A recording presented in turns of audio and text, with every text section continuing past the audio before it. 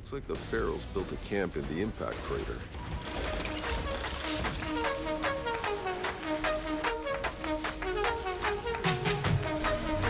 Hello everybody and welcome to another tutorial.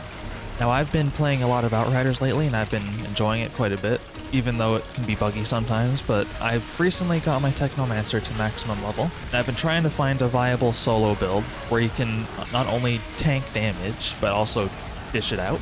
And as you may know, the bottom tree is usually for your anomaly power. I've tried that, it doesn't work as well for sustain, so you deal damage but you die pretty easily. And the top tree is for guns, which again, you deal a lot of damage, but then you don't take any damage. You just instantly die when you get hit by a sniper or something. But then the middle tree is usually a tank tree. You sustain, but you don't deal much damage. So I decided to try to, instead of buff our damage up to match the enemy's defenses, we just nerf the enemy's defenses down to match our damage. We basically bring them down to our level, and then we can abuse the tree's sustain to keep ourselves alive. And since the tree is all about ice, we can utilize all of the ice mechanics we can to basically become Sub-Zero and turn things into our favor. Now I'm going to have some gameplay up to demonstrate as I'm talking, and I'm going to go over the skills, the mods, and the strategy basically on how to do this. First off, let's go to the skill tree here. We have the middle tree, which gives us all of these anomalous body mods for health, 4 of them in total. And then we have these 2 cooldown nodes, which lets us abuse our ice as much as we can. And next we have the sustain from skills like Winter's Barrier. So after using a melee, we get damage mitigation. This up here, every time we use a gadget skill, all healing is increased. Some weapon leech, little bonus. All healing, it is increased by 20%. And then there is activating a gadget skill, increases your anomaly power and weapon damage. And the sustain comes from 10 seconds upon losing all health. You will receive a second chance to return to battlefield with 50% of your max health. And then we get every ice skill we can to improve its effectiveness, so it lasts longer. Enemies frozen take more damage. Freeze afflicted enemies last longer.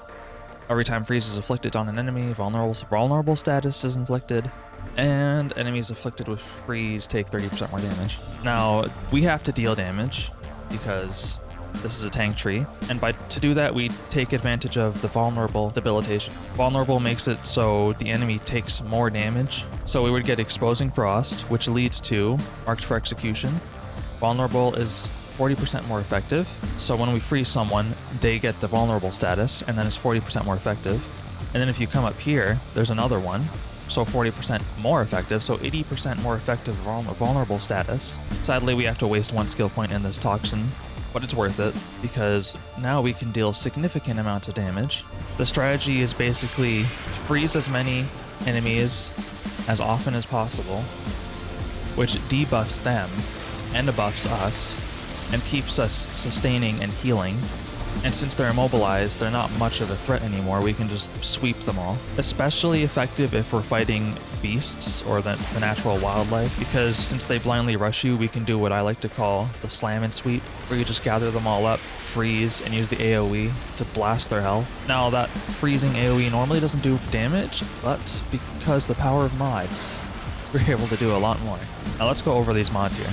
Now, my gear isn't perfectly modded out, like I don't have the perfect god roll modded stuff, don't have the legendary stuff. I just have the base foundations to make this build work. So this build can get a lot better if you grind it out to be most efficient. But let's go over this here. First, we have Frostbite. So when you use the Cold Snap AoE, it takes away 100% of the enemy's armor. So not only will they have 80% vulnerable status, taking more damage, they won't have any armor to protect them. So they're basically being brought down to your damage level. And this is where the big damage comes in, that Ice Baby mod. Enemies that are already frozen will take a gigantic chunk of damage, and the ice component turning our toxic turret into an ice turret, so we have 2 ice turrets. And next is Painful Chill, applies 5,000 damage to all enemies affected by the skill. So not only will it do base damage, if they're already frozen, it'll do a giant chunk of damage, and it'll do base damage if you just use the skill just flat out. And then freezing boost, so we get 15% damage boost to every enemy that is frozen. basically a flat 15% boost across the board. And then the Blighted Turret reduces the enemy armor by 30%, and then increases the turret's duration. So their armor is effectively getting wiped out. It won't exist. And then they're going to be taking 80% more damage on top of that.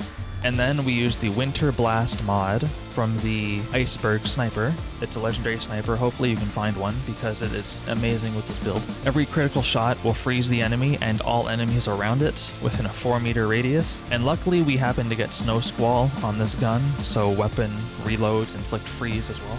Now, the goal is to get a legendary weapon with an amazing tier 3 and then slap Winter Blast on there, so you have 2 tier 3 mods just destroying everybody.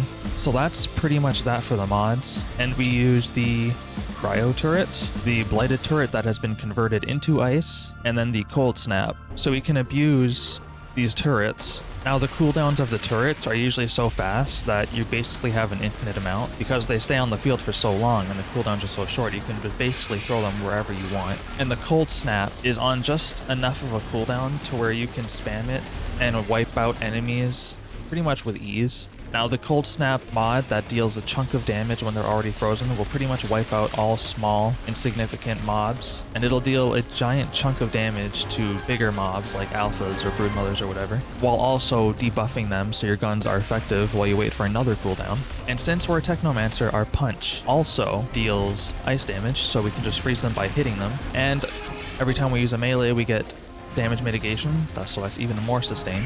So that's pretty much the build, and I'm just gonna have some gameplay on screen to display how it works, but just keep in mind that it can get even better if you grind out those god roll legendaries and get all the perfect mods. But hopefully you guys have fun trying this out. Maybe I helped make Technomancer a bit more effective for you guys. I have made builds that are just way more powerful, that deal a lot more damage, but you would die really quickly, so it was kind of irrelevant. There's no point of dealing damage if you're dead.